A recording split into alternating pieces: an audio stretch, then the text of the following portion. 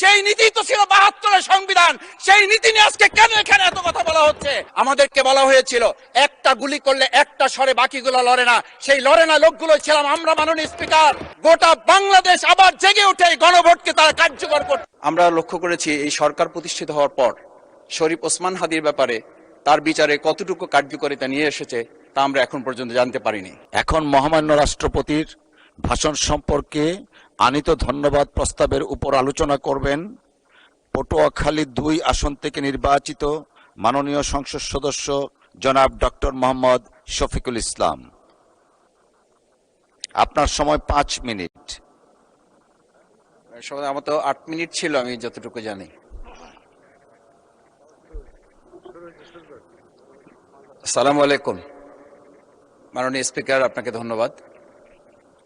আজকে আমি মহান আল্লাহর দরবারে শুকরিয়া আদায় করি এবং আমার প্রিয় পটুয়াখালী ১১২ বাউফল ২ আসনের যারা নির্যাতন, নির্মম এবং হামলা মামলার শিকার হয়েও ভয়কে জয় করে ন্যায় এবং ইনসাফের প্রতীকে ভোট দিয়ে তারা আমাকে বিজয় করে এখানে কথা বলার সুযোগ করে দিয়েছে।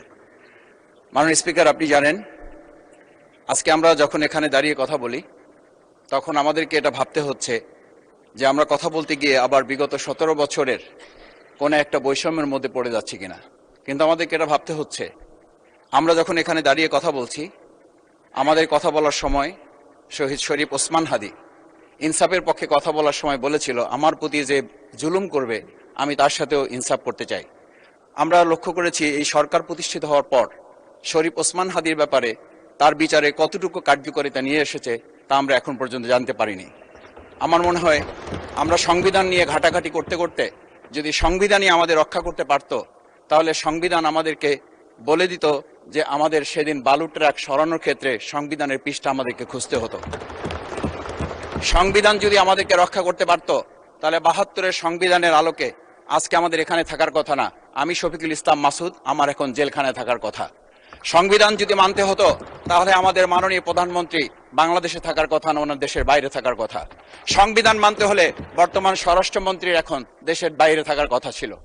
সংবিধান মানতে হলে যে বাচ্চাদেরকে আজকে এখানে শিক্ষা দেওয়া হচ্ছে, দীক্ষা দেওয়া হচ্ছে, কিংবা তাদেরকে কোনো কোনো ক্ষেত্রে জাসদের সাথে তুলনা করা হচ্ছে, সেই বাচ্চাদের নিয়েই আমরা এই সরকার দলের লোকদেরকে, সরকার দলের সম্মানিত নেতৃবৃন্দকে আমরা চোখের পানিও ফেলতে দেখেছি, আবার কাউকে কাউকে কথা বলতেও শুনেছি যে এই সমস্ত বাচ্চাদের, আমরা তাদের শিক্ষার্থীদের আন্দোলনের সাথে আমাদের কোনো সম্পর্ক ছিল না। আমরা খুব লজ্জিত হই মাননীয় স্পিকার, আমাদের এই বর্তমান সময়ে আমরা যদি এটা খেয়াল করি যে আমাদের বাংলাদেশের এই বর্তমান প্রেক্ষাপটটা নতুন করে এখন যে গণভোটের যে আজকে ন্যায্যতা অন্যায্যতা, সাংবিধানিক পৃষ্ঠা, লাইন, অক্ষর, দাড়িকমা আমাদেরকে শেখানোর চেষ্টা করা হচ্ছে, যদি সেটা হতো তাহলে বাংলাদেশ জাতীয়তাবাদী দলের সম্মানিত মহাসচিব তিনি কয়েক হাজার পুলিশের বেষ্টনীর মাঝখানে একা একটা মোবাইল নিয়ে তাকে আমরা দাঁড়িয়ে থাকতে দেখেছি, তখন সংবিধান আমাদেরকে রক্ষা করতে পারে নাই। মাননীয় স্পিকার, আমি ৩৫০ মামলা নিয়ে ৭ মাসের ব্যবধানে আপনিও আমার ২-১টা মামলাতে আপনি আমাকে সহযোগিতা করেছেন, সেটা এই সুযোগে ধন্যবাদ জানাতে চাই। আমার ৩৫০ মামলা জামিন করতে ৭ মাস সময় লেগেছে, আমার বের হতে সময় লেগেছে ৪.৫ বছর। আমি সেই ৪.৫ বছরে ৩ বার রিয়ারেস্ট হয়ে 2 বার গুম হয়েছি।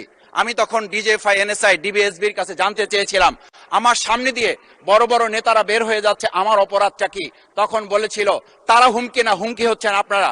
আমাদেরকে যখন শেখ হাসিনার শেষ সরকার নিষিদ্ধ করেছিল তখন তারা 14 দল মিটিং করে বলেছিল এই জামাত শিবিরই হচ্ছে সবচেয়ে বড় সমস্যা, তাদেরকে নিষিদ্ধ করলে এই আন্দোলন থেমে যাবে।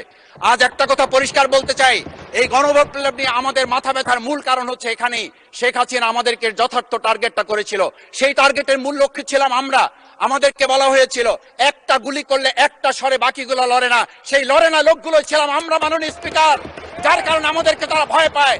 আমরা এখন বর্তমান সময় ভিডিও দেখতে পাই যে শেখ হাসিনা বাইরে থেকে বলেছিল আমরা এই দলকে ভোট দিতে বললাম আর সেই দল আমাদের সাথে আবার বিশ্বাসঘাতকতা করেছে।